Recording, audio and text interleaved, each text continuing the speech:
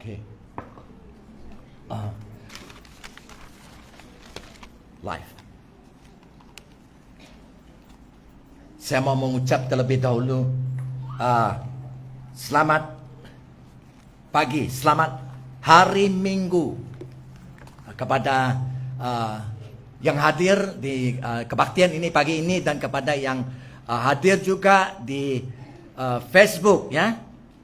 Tuan-tuan dan puan-puan yang saya kasihi, selamat pagi, selamat bertemu. Dan saudara dan saudari seiman yang saya kasihi, kita saling mengasihi satu sama lain, ya. Kasih dari surga. Yes. So hari Minggu ini adalah 27 hari bulan, betul? Saya Bapak 3 hari lah kehadapan. Saya pernah melihat movie itu Back to the Future. Oke.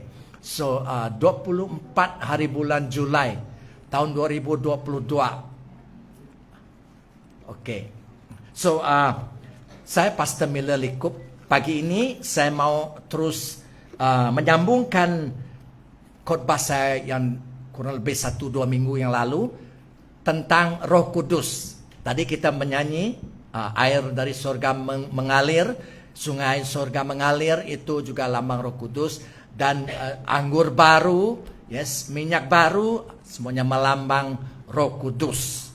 Dan cahaya, terang, semuanya melambang Roh Kudus. So, minggu lalu kita telah mendengar tentang pekerjaan Roh Kudus di dalam manusia biasa di bumi ini, di dalam semua manusia, dan termasuk juga di dalam semua kita yang percaya pada Yesus yang dipenuhi oleh Roh Kudus. Apa yang berlaku bila kita yang percaya yang dipenuhi oleh Roh Kudus, kita memberitakan tentang Yesus, orang yang belum percaya mereka akan diinsafi oleh Roh Kudus. Berarti Roh Kudus akan mendatangkan kesadaran di dalam hati orang yang belum percaya bila mereka mendengarkan berita baik yang disampaikan oleh kita gerejanya, ya, kita yang percaya.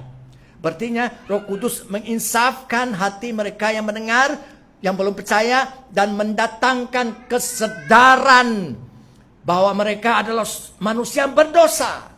Semua manusia berdosa, kan? Tetapi banyak yang tidak sadar.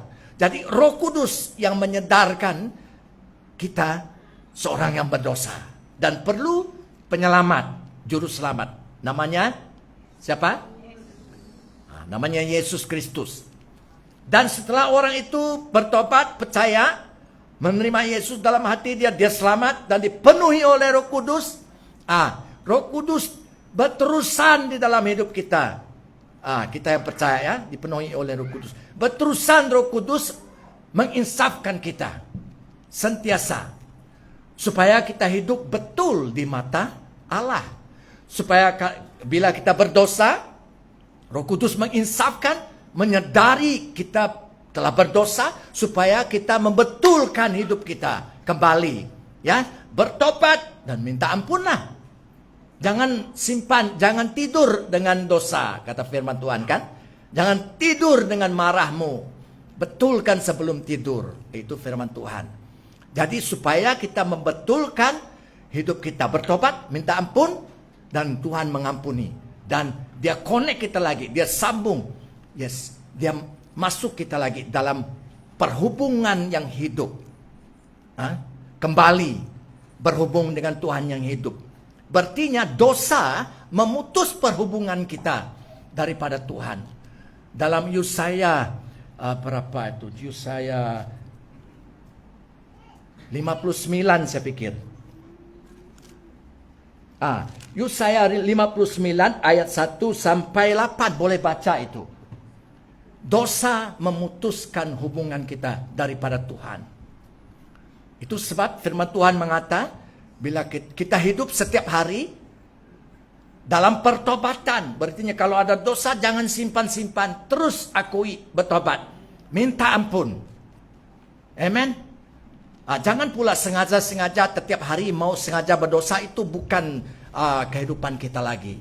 Ya, jadi nomor satu, Roh Kudus menginsafkan kita. Nomor dua, yang kita kongsi minggu lalu adalah Roh Kudus berterusan menyelamat kita. Roh Kudus terus menyelamat kita, kamu dan saya yang telah selamat yang telah dipenuhi oleh Roh Kudus. Yaitu Roh Kudus di dalam kita itu melatih kamu dan saya. Melatih kamu dan saya supaya kita melakukan iman. Melatihkan iman kita dalam Yesus. Dan Roh Kudus akan memimpin. Akan terus membangun, membaharui kita. Itu tugas Roh Kudus di dalam hidup kita Kristen. Jadi di sini pagi ini kita mendengar saya berkhotbah, saya mengajar ya. Tetapi secara pribadi setiap hari Roh Kudus mau membangun kamu dan saya. Amen. Itu sebab pentingnya untuk menerima Roh Kudus. Itu sebab Yesus menghantar Roh Kudus 2000 tahun dulu. Kasih Allah yang terbesar dan diberi Allah, siapa namanya? Yesus Kristus. Dan kasih Allah ini pula setelah dia dimuliakan balik ke surga, dia mengutus Roh Allah, Roh Kristus yang dipanggil Roh Kudus untuk kamu dan saya yang percaya, supaya dia diam kekal bersama kita selamanya. Amin. Karena Allah Bapa, Allah Anak di surga, Roh Kudus, tadi Tuhan mengatakan Roh Kudus masih di sini di bumi ini, menunggu, menginsaf, menyelamat. Yes. Jadi nomor 3, Roh Kudus juga memastikan keselamatan kita. Give you and I the assurance of salvation. Roh Kudus memberi, memastikan, meyakinkan keselamatan kita, meyakinkan kita adalah benar-benar anak Allah. Dan oleh Roh Kudus itu kita berseru kepada Allah, ya Aba, ya Bapa. Amen. So pagi ini saya mau sambung nomor 4 ya. So tak payah buka Alkitab ataupun tengok handphone, simpan saja. Tulis, ambil pensel, pen, ambil nota. Itu penting, fokus. Amen. Halo? Ada amin. So, ini penting. Jadi boleh dengar berulang kali dan kamu diberkati berlimpah. Haleluya.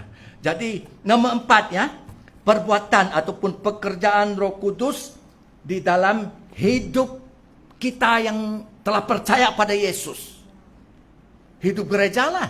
Oke, nomor 4 adalah Roh Kudus memberi kita kuasa. Kita menyanyikan tadi kan, kuasamu, hadiratmu, penuhi aku dengan kuasamu.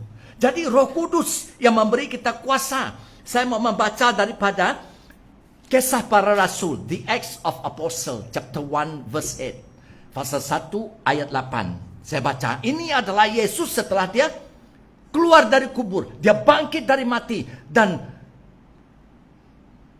dalam tubuh yang baru, yang mulia. Dan sebelum dia balik ke surga, dia memberi pesan. Mengingatkan murid-muridnya tentang apa yang janji Bapa kepada kita yang percaya. Ayat 8. Tetapi kamu akan menerima kuasa. Amen. Apabila Roh Allah, yaitu Roh Kudus, datang kepada kamu. Lalu kamu akan menjadi saksi-saksiku di Yerusalem, di seluruh Yudea dan Samaria, serta sampai ke ujung bumi. Bahasa Malaysia ya. Oke. Kuasa. Dan kita mau melihat kepada Kisah Para Rasul, buku yang sama, pasal 4 ayat 31.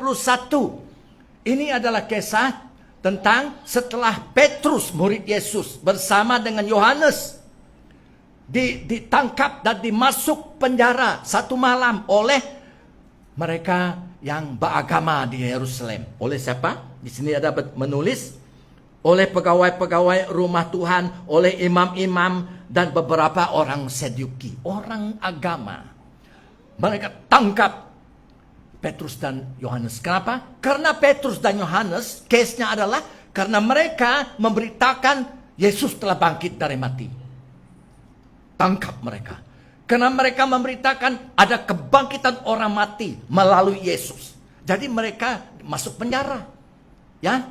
Jadi hari yang kemudiannya kita membaca di sini yaitu majelis agama mereka melarang ayat 18, mereka melarang Petrus dengan Yohanes supaya mereka tidak menyebut nama Yesus atau mengajar dengan nama Yesus.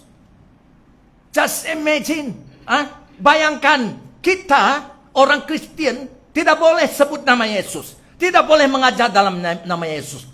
What? Tak payah sebut. Tapi apa kata Petrus dengan Yohanes di sini ayat 19? Tetapi Petrus dan Yohanes menjawab, pertimbangkan sendiri mana yang benar di sisi Allah. Taat kepada tuan-tuan atau taat kepada Allah. Kami tidak dapat berhenti berkata-kata tentang apa yang sudah kami lihat dan dengar. Oh, I like this statement. I love Petrus and Yohanes. Saya suka sangat ini. Mereka mengata, coba kamu pikir, mana yang betul? Kami menuruti firman-Mu ataupun firman Allah. Kami tidak dapat berhenti bercakap tentang apa yang kami lihat, yang kamu dengar. Kita telah melihat dalam iman. Kita telah mendengar siapa? Tentang Yesus. Oke? Dan kemudian anggota-anggota majelis agama memberikan amaran yang lebih keras lagi. Lalu membebaskan kedua-duanya. Ayat 23. Setelah Oke, 23. Setelah Petrus dan Yohanes dibebas, mereka kembali kepada sahabat mereka dan menceritakan segala yang dikatakan oleh ketua-ketua imam dan para pemimpin masyarakat Yahudi. Apabila pengikut-pengikut Yesus mendengar hal itu, dengan sehati mereka berdoa kepada Allah. Berdoa kepada Allah.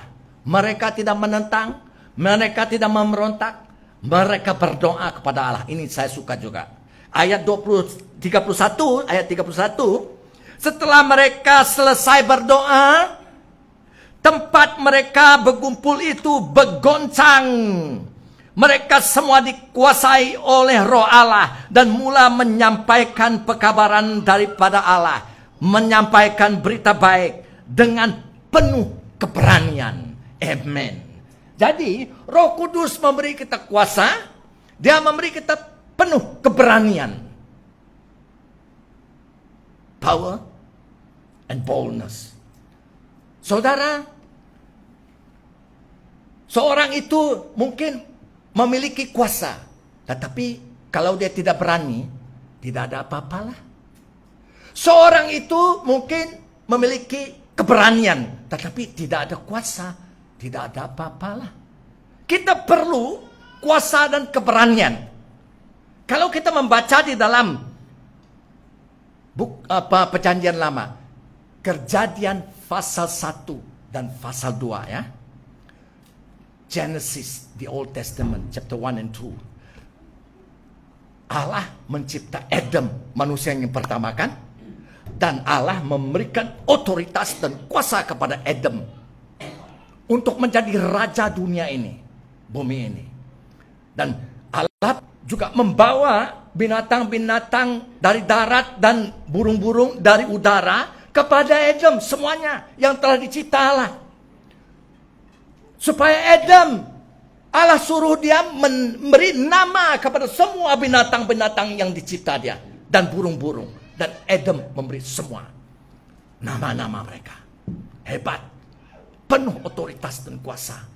Tetapi bila kita membaca Kejadian pasal 3, kita membaca Pada pertama kali, Kejadian pasal 3 ayat 10. Pertama kali menjelmanya, kita mendengar Adam mengatakan, aku takut.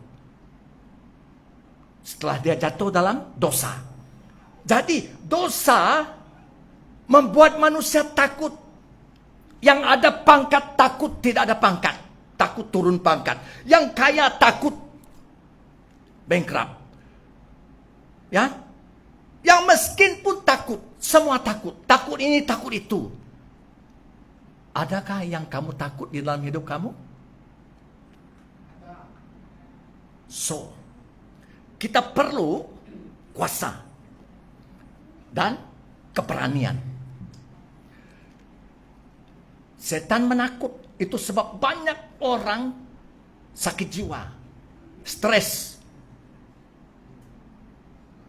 problem, emosi, dan banyak masalah. Itu perbuatan setan. Itu memang kerja setan. Ketakutan bukannya normal. Tidak pernah datang daripada Allah. Jadi, good news, berita baik untuk gereja. Roh Kudus, kuasa, dan beri keberanian. Amen. Jadi, bila kita membaca di dalam Kisah Para Rasul, perkataan power, perkataan kuasa, di dalam bahasa Yunani adalah perkataan dunamis. Bahasa Yunani itu bahasa Greek. Dunamis. Pernah mendengar perkataan dynamite? Dalam BM, dynamite. So, saya katakan dynamite, samalah. Apa itu? Sesuatu yang boom, yang meletup, betul? Dan memecah belah, mencerai beraikan apa saja di sana. Betul? Jadi, Roh Kudus adalah kuasa dan keberanian. Bukan yang memecah belah, bukan yang meletup dan mencerai berai. Roh Kudus bila dia meletup di antara manusia, di dalam manusia itu, orang yang pecah belah, orang yang berkelahi, Roh Kudus boom meletup. Semua yang memecah belah itu tiada lagi, gone, dan ada damai, ada persekutuan. Haleluya. Bila orang yang ada ketagihan dadah itu, ketagihan ini, kena ikatan setan, banyak ikatan ini, dibelenggu ini, in all bondages. Bila yang meletup itu dunamis, boom! Semua ikatan-ikatan itu putus, bebas. Tidak ada lagi ikatan, no more bondages. Dibebas. Apabila orang itu sakit, ya, apa saja penyakit di dalam tubuh itu, bila yang meletup itu, siapa namanya? Roh Kudus di dalam tubuh orang itu, semua penyakit itu hancur, berderai, tiada lagi. Kesehatan datang, normal. Haleluya. Ini adalah Roh Kudus. Ini dinamis. Bukan dynamite, bukan yang meletup dari bumi ini. Ini yang meletup bukannya menghancur ataupun membunuh manusia, tetapi mengindahkan manusia, memulihkan manusia, menghidupkan manusia, memberkati manusia. Ini dunamis, ini kuasa dari Roh Kudus yang dari sorga, bukan dari bumi ini. So ini yang terbaik sekali. Allah tahu apa yang manusia perlu. So dia memberi. Tetapi manusia banyak pikiran. Macam ini, kenapa ini, apa itu. Banyak pikiran.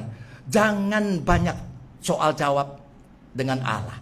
Allah dia Bapa, dia mencipta kamu dan saya. Takkanlah dia memberi kita yang jahat.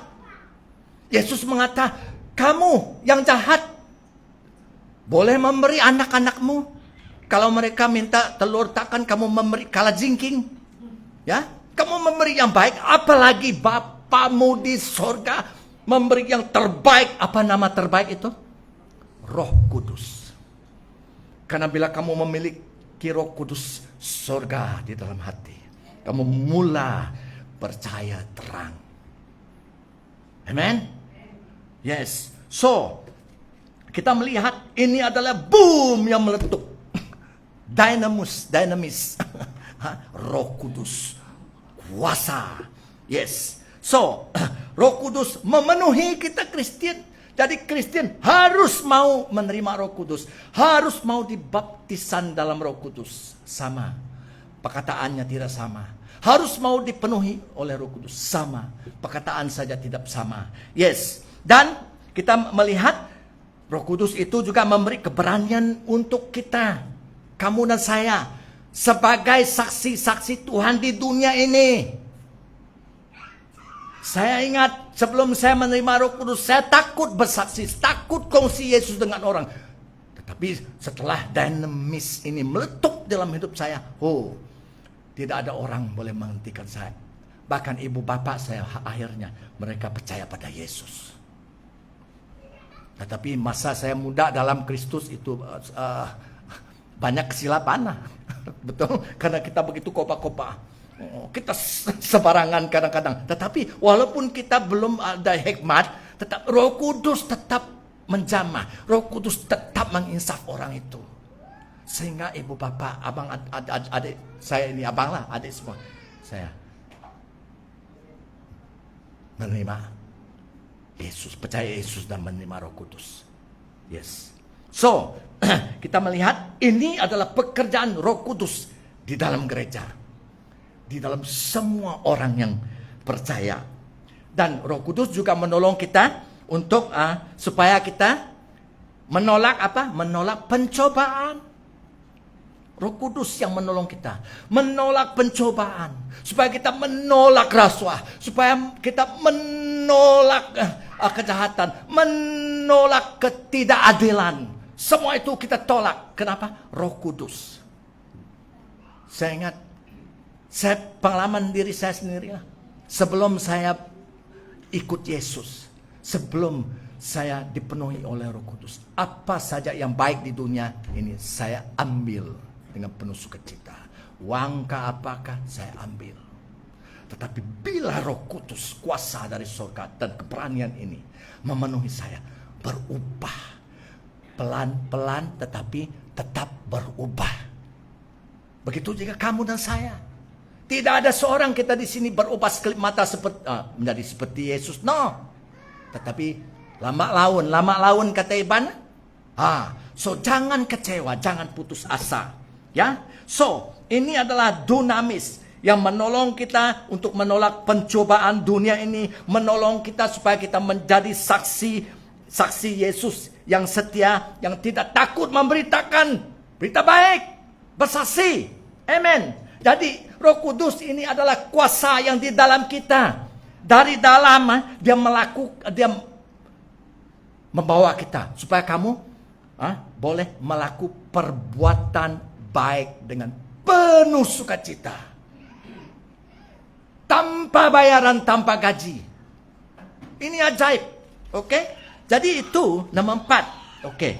Dan nomor berapa lagi? Nomor 5 ya. Pekerjaan Roh Kudus di dalam kita yang telah percaya. Di dalam gereja yang dipenuhi oleh Roh Kudus. Yes. Nomor 5, Roh Kudus membuat Kristen berbuah.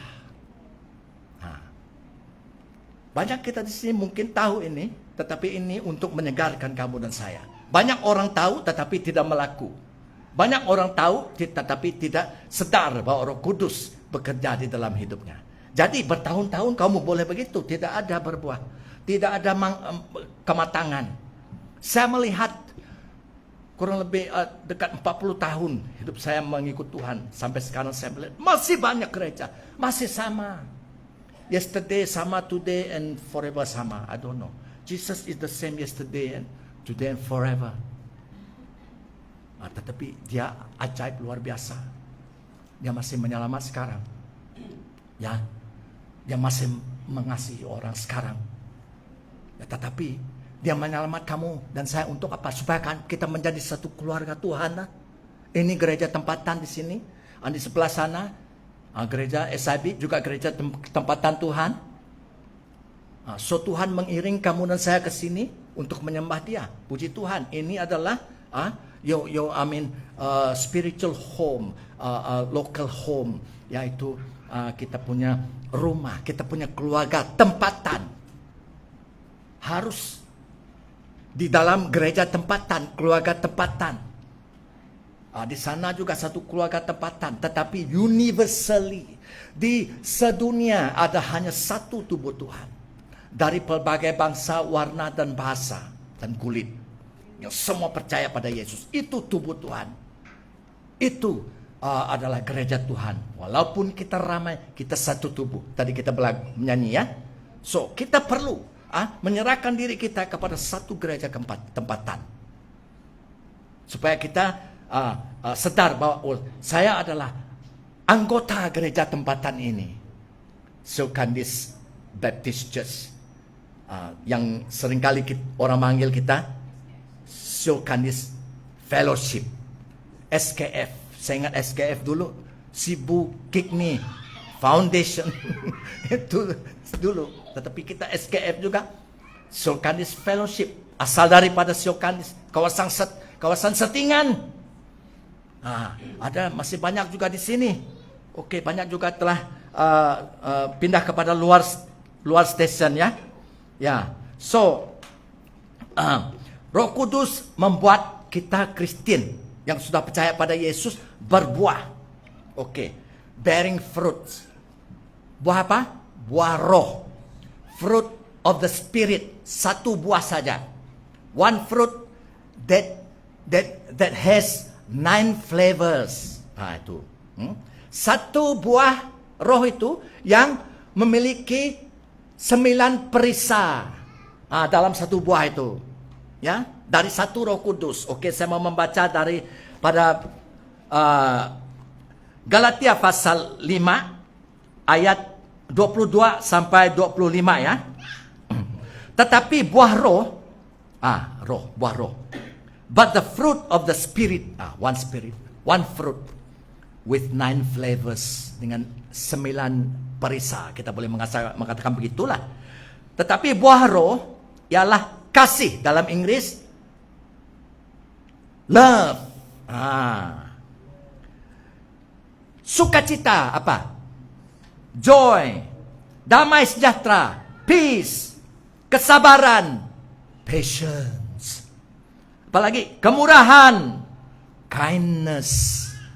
Apalagi kebaikan, goodness. Kesetiaan, faithfulness.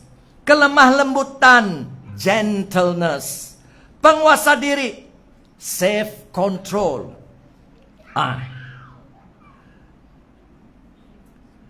Tidak ada hukum yang menentang hal-hal itu. Tidak ada undang-undang yang boleh menghakimi kamu bila kamu hidup dipenuhi, menyinari 9 macam itu dalam satu buah roh itu. Kebaikan. Ini adalah bukan kasih dunia. Ini kasih dari Roh Kudus. Yang dari mana? Dari surga. Jadi Roh Kudus menghasilkan di dalam kamu dan saya yang percaya pada Tuhan dan dipenuhi oleh Roh Kudus. Itu kuncinya. Harus dipenuhi oleh Kudus. Dan Roh Kudus menghasilkan perangai Roh Kudus lah. The character of the Spirit. Yaitu buah roh. Di dalam hidup kita pribadi. Yes, di dalam gereja itu juga. Ini berlaku bila kita, firman Tuhan tadi mengata, bila kita, di sini jika kita hidup oleh roh, baiklah kita juga dipimpin oleh roh. Jadi, oke, saya belum habis membaca tadi ya. Ayat 24. Barang siapa menjadi milik Yesus, ia telah menyalibkan daging dengan segala hawa nafsu dan keinginannya. Berarti mematikan daging kita. Mematikan nafsu daging kita.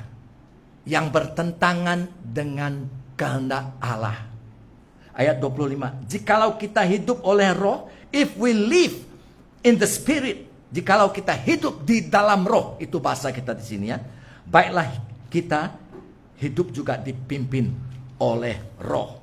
Jadi Roh Kudus menghasil di dalam kamu dan saya buah roh, yaitu perangai Roh Kudus. Bila kamu dan saya hidup menurut Roh Kudus, hidup di dalam roh.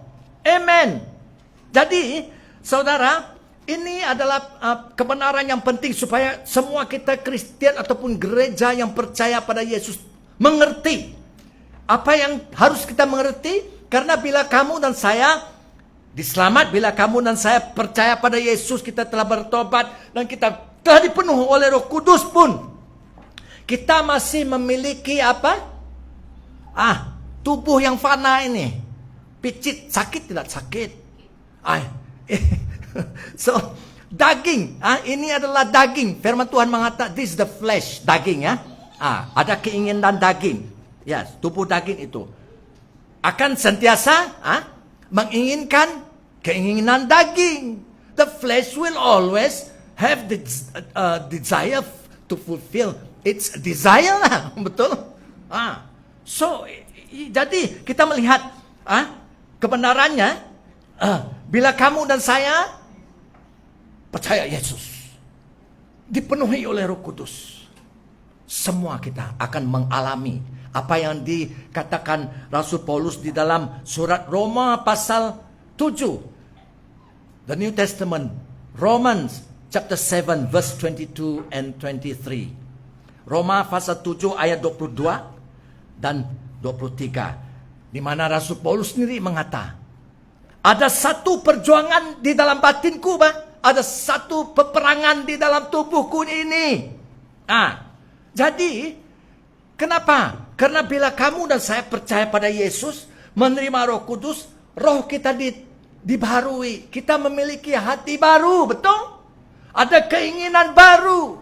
Tetapi, roh yang dibaharui ini, hati yang baru ini, diam di dalam tubuh yang lama.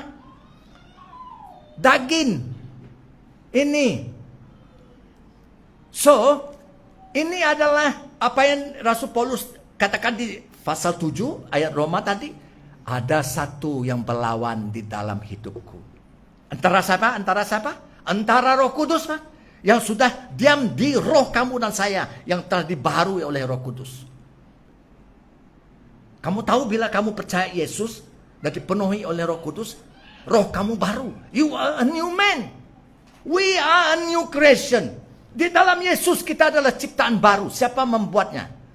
Bagaimana boleh begitu? Karena Roh Kudus diam di dalam sana. Tetapi Roh Kudus yang diam di dalam roh kita yang baru itu diam di dalam tubuh yang lama, yang masih ingin mau memuaskan dirinya, daging itu, dengan keinginan daging. Jadi selagi kita hidup di dunia ini, kita akan ada masalah itu. Tidak heran. Jangan heran, ini di dalam firman Tuhan. Hanya bila kita mati. Tidak baguslah perkataan itu kan. Bukan kita mau orang mati. Ini contoh. Hanya bila kita meninggal dunia, kita yang telah percaya pada Yesus, dipenuhi oleh Roh Kudus. Bila kita meninggal dunia, roh kita dipisah dari tubuh itu, terus bersama Tuhan di surga.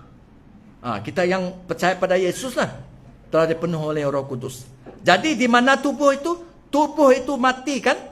Dikubur di tanah ini. Pada saat itu no more problem. Tidak ada pencobaan lagi, tidak ada tentangan dengan daging lagi, karena kita sudah meninggal tubuh itu. Jadi selagi kita berada di dalam tubuh daging ini, kita akan ada perjuangan. There's a battle in our soul, in our life, ya, antara Roh Kudus yang diam di dalam roh yang baru itu dengan daging kita. Yes. So kita melihat daging itu sentiasa mau menguasa, betul? Kenapa kita jatuh dalam dosa? Kenapa kita buat dosa? Karena daging itu. You cannot escape. Tak boleh lari. Itu sebab Yesus mengutus, memberi kamu dan saya roh Kristus, roh Allah, Roh Kudus. Kuasa untuk membolehkan kamu menolak pencobaan dan godaan. Itu sebab firman Tuhan mengatakan kita harus matikan daging itu. So, bagaimana? Firman Tuhan tadi mengatakan kalau kita hidup dalam roh, kita dipimpin oleh roh. Kita hidup di dalam roh, kita tidak hidup di dalam daging. Jadi, apa caranya? Satu caranya, kebenarannya di dalam Alkitab mengatakan kita yang dipenuhi oleh Roh Kudus harus hidup dalam roh. Hidup menurut Roh Kudus.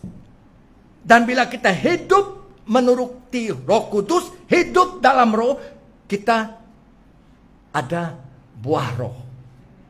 Kasih, sukacita, damai sejahtera, kesabaran, dan seterusnya, penguasa diri. Tetapi kalau kita tidak hidup di dalam roh, tidak hidup menuruti roh, kita hidup menuruti siapa? Tidak ada choice lagi, tidak ada pilihan. Kita akan hidup menuruti daging kita, tubuh daging itu, nafsu daging itu. Dan bila kita hidup menurut nafsu daging, kita tidak akan menghasilkan buah roh. Kita akan menghasilkan apa yang daging itu yang kita turuti itu. Kita tidak dapat menghasilkan kasih. Sebenarnya yang sebaliknya, yang berlawan, yang berlaku. Kalau kita tidak hidup dalam roh, kita hidup dalam daging. Dan kita tidak akan menghasilkan kasih. Kita tidak akan memiliki kasih. Kita juga tidak akan ada sukacita, tidak ada. Kita juga tidak akan damai sejahtera, tidak ada. Tidak ada kesabaran. Pernah tidak mendengar orang mengatakan, seorang perempuan mengatakan kepada seorang laki itu, I love you. Lelaki itu pun mengatakan, I love you. You love me, I love you. Sama-sama love, kita kawin. Mereka kawin. Saya pernah melihat dan sekarang seluruh dunia orang kawin sekejap saja. Pengalaman saya, kita di kawasan Sentingan, berapa orang muda kawin? 2-3 bulan cerai. Itu kasih. Kasih dunia ada hadnya. It's limited. But ini bukan kasih dunia. Ini kasih dari Roh Kudus. Dari surga. Pernah mendengar orang mengatakan, aku sudah lama sabar dengan kamu ini. Lama aku ini orang yang penyabar, tetapi saya sekarang sudah hilang sabar. Itu bukan kesabaran yang dihasilkan oleh Roh Kudus, no. Jadi itu sebab saya bilang tadi, buah roh ini adalah perangai Roh Kudus. Amen. Itu sebab Yesus mengatakan, kalau kamu mau tahu orang Kristen benar ataupun yang pura-pura, lihat pada buah mereka. Right? Sekarang saya tahu banyak kita tersentuh. Banyak gereja tersentuh. Siang malam, minggu keluar minggu, ganti minggu, masuk gereja menyembah. Tetapi adakah kehidupan kita sama seperti kita di gereja bila kita di luar sana 6 hari? You cannot. Mustahil manusia boleh berubah tanpa Roh Kudus. So, sekarang kita melihat kebenaran Tuhan. So, saya merayu kepada orang yang belum menerima Roh Kudus. Jangan ragu-ragu lagi. Apa yang dari surga semuanya baik. Itu kata firman Tuhan. Semuanya dari Allah baik. Terima dia. Terima dia. Tanya orang sebelah, kamu sudah menerima Roh Kudus? Ya, bagaimana? Tolong ajar aku. Yes? No problem. So, Yesus mengatakan, lihat kepada buahnya. Kalau kita orang Kristen, makin lama makin seperti Yesus. Amen. Itu adalah firman Tuhan. Di dalam Tuhan, di dalam apa itu? Saya pikir 2 Korintus pasal 3 ayat 17 sehingga 18. 2 Korintus pasal 3 ayat 17 sehingga 17. Roh Kuduslah yang membuat kita, menjadikan kita, mencorak kita sehingga kita seperti Yesus. Itu tujuan Tuhan. Itu plan Tuhan. Purpose of God. Amen. So nomor 6, oke? Jadi saya nomor 6 dan nomor 7 dan akhirnya, oke, tidak lama ya. Nomor 6, Roh Kudus memberi kita karunia-karunia roh. Dalam bahasa Iban, pemberi Roh Kudus. Dalam bahasa Inggris, the gifts, ada as a gifts, banyak bakat gifts, presents yang diberi oleh Roh Kudus. Saya mau membaca daripada 1 Korintus pasal 12 ayat 8 sehingga 10. 1 Korintus pasal 12 ayat 8 sehingga 10. Ini adalah tentang karunia-karunia roh, pemberi Roh Kudus, ya. Bakat-bakat dari surga yang diberi oleh Roh Kudus. Hanya orang dipenuhi oleh Roh Kudus saja memiliki karunia-karunia ini. Oke, ayat 8. Sebab kepada yang seorang, yaitu kita semua yang percaya, ya, tidak kira di mana seluruh dunia ini, gereja Tuhan, ya, kepada seorang roh, yaitu Roh Kudus, memberikan karunia untuk berkata-kata dengan hikmat. Ya, the Spirit give the word of wisdom. Ya, dan kepada yang lain roh yang sama memberikan karunia berkata-kata dengan pengetahuan. The gift of the word of knowledge. Kepada yang seorang lain lagi roh yang sama memberikan iman. The gift of faith. Iman ini bukan iman untuk kita menjadi Kristen ataupun percaya pada Yesus. Itu iman yang lain. Itu iman yang biasa. Bila kamu percaya pada Yesus, bertobat percaya pada Yesus, kamu selamat. Iman ini adalah iman, karunia iman, the gift of faith. Yesus mengatakan kalau kamu ada iman yang ajaib ini, kamu boleh mengatakan kepada gunung ini, pindah ke laut. Dia akan pindah. Ini adalah iman yang luar biasa, diberi oleh Roh Kudus. Yes. Jadi saya mau mengatakan ini sebelum saya lupa. Ini adalah karunia, bakat-bakat diberi oleh Roh Kudus dari surga. Kamu tidak perlu kamu tidak perlu sekolah tinggi kah? Kamu pandai kah dari university kah? Kamu tidak pandai kah? Kamu harus pergi ke sekolah teologi kah? Tidak perlu. Ini adalah pemberian, gifts, presents, percuma, diberi oleh Roh Kudus. Jadi kamu dan saya terima saja dan mula latihkannya. Amen. It's free gift. Tidak ada kaitan dengan kamu baru, kamu lama, kamu baik, kamu jahat. Tidak. Kamu percaya Yesus dipenuhi oleh Roh Kudus, Roh Kudus memberinya. Kurang-kurangnya satu, ya. Oke. Dan apa lagi? Kepada yang lain, ia memberi karunia untuk menyembuh. Gifts. Banyak gift. Ada S, gifts of healings. Karunia-karunia. Banyak karunia-karunia, pelbagai karunia ini untuk menyembuh pelbagai penyakit-penyakit. Ini luar biasa, ya. Dan kepada yang seorang Roh Kudus memberi kuasa untuk mengadakan mukjizat. The gifts of miracles. Apalagi, dan kepada yang lain ia memberikan karunia untuk bernubuat, gift of prophecy. Dan kepada yang lain ia memberi karunia untuk membedakan bermacam-macam roh. The gift of discerning of spirits. Berbagai roh, roh setan kah, roh dari surga kah, ya Roh Kudus kah, ataupun roh manusia. Kita boleh membedakannya. Roh Kudus memberi kita karunia ini. Nah, kepada yang seorang lagi yang memberi karunia untuk berkata-kata dengan bahasa roh, yaitu the gift of speaking in different tongue, different kind of tongues, yaitu languages. Ini adalah yang paling ketara, yang common, ya, yang biasa, yang diterima dulu apabila orang itu dipenuhi oleh Roh Kudus. Roh Kudus terus memberi dia bahasa roh, bahasa surga, ataupun pelbagai bahasa yang lain ya. Dan kepada yang lain Ia memberi karunia untuk menafsirkan bahasa roh itu.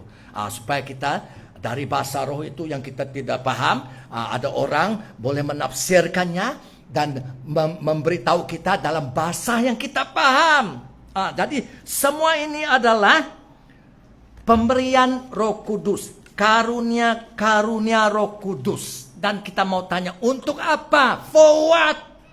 For show off? Tidak. Firman Tuhan mengatakan untuk membangun gereja Tuhan dan memuliakan Allah. Dalam bahasa kita di sini, membangun apa? Untuk membina gereja dan memuliakan Allah.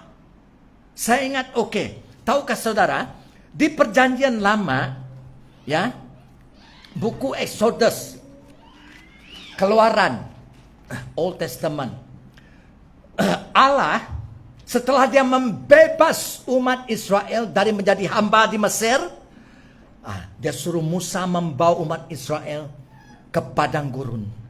Yes. Dan dari Bukit Sinai Allah mengatakan kepada Musa dan kepada orang Israel, bangunkan saya bait suci, supaya aku diam bersama umatmu. Bait suci itu pada mulanya dalam bahasa Inggris is the tent of meeting, supaya aku bertemu dengan umatku Israel, kata Allah begitu.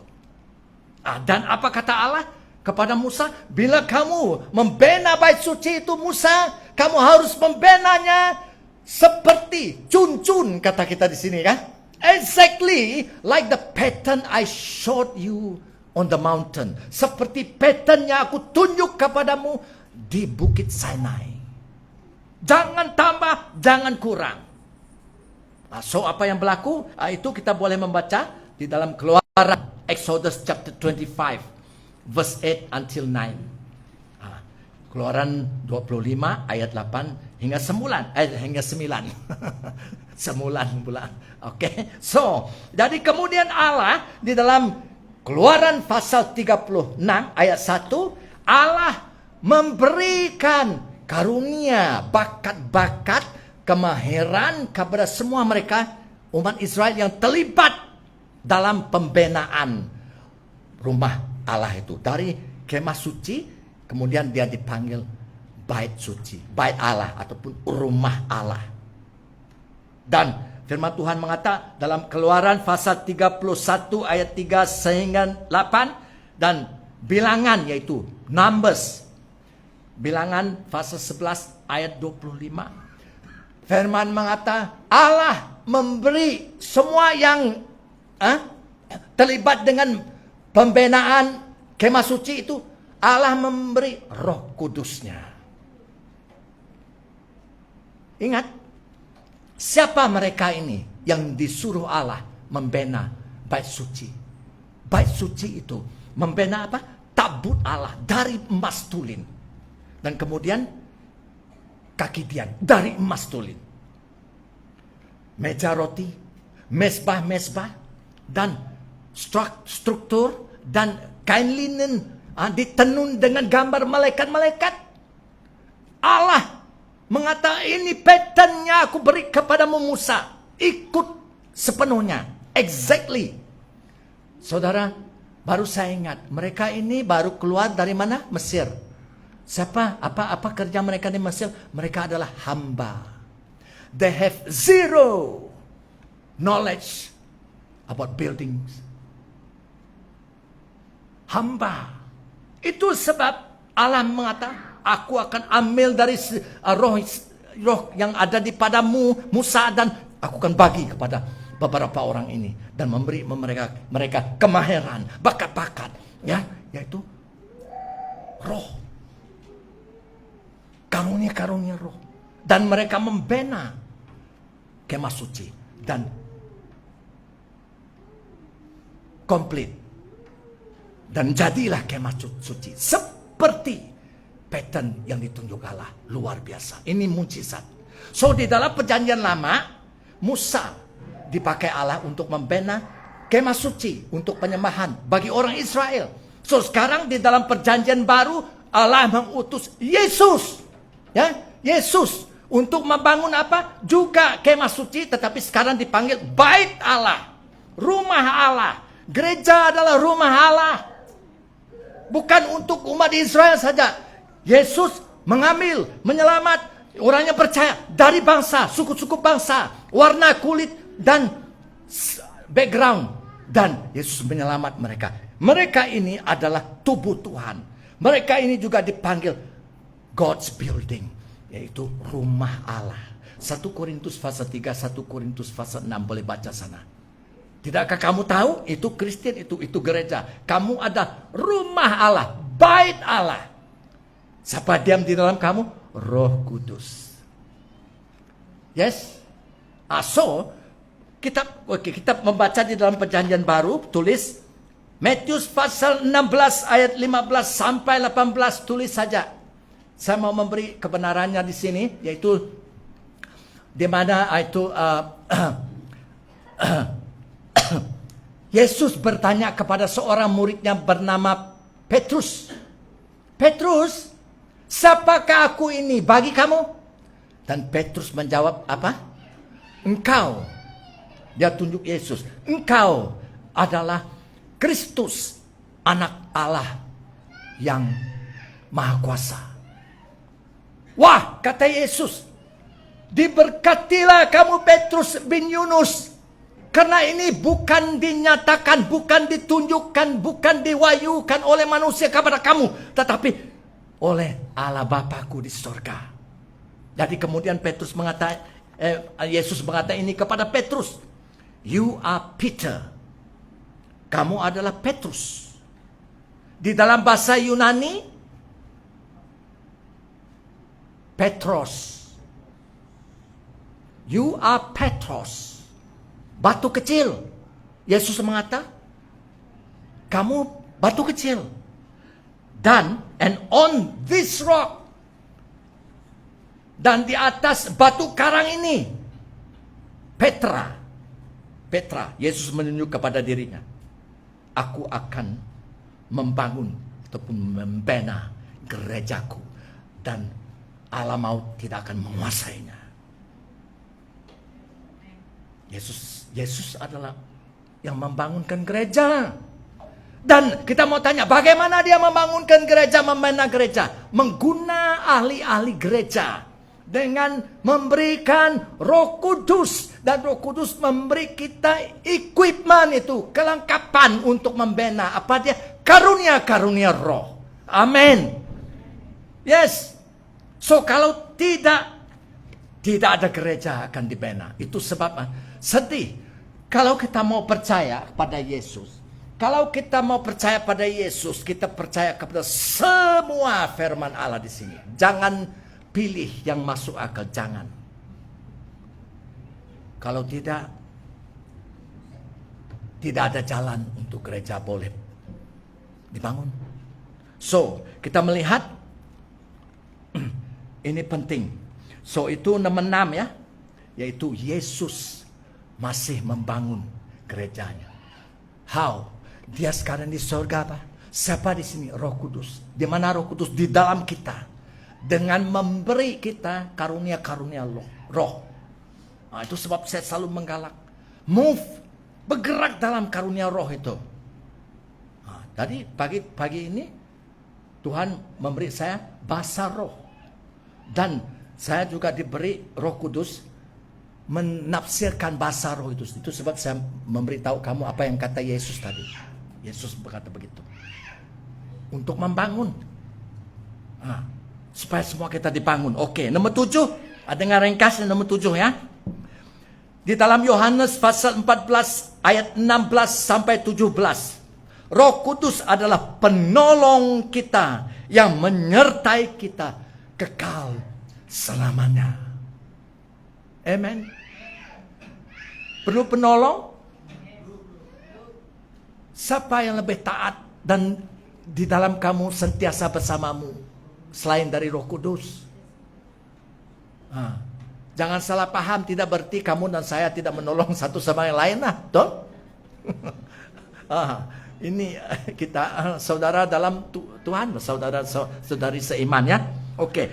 Dan Yohanes pasal 14 ayat 26, Roh Kudus juga mengajar kita segala sesuatu dan mengingatkan kita apa yang telah kita baca, apa yang telah kita dengar dari Yesus.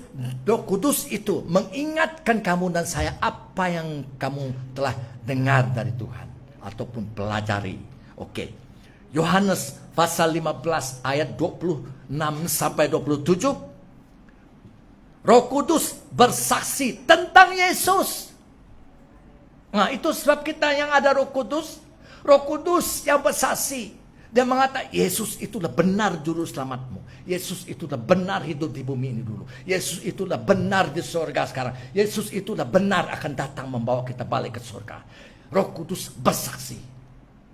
Dan kita juga bersaksi.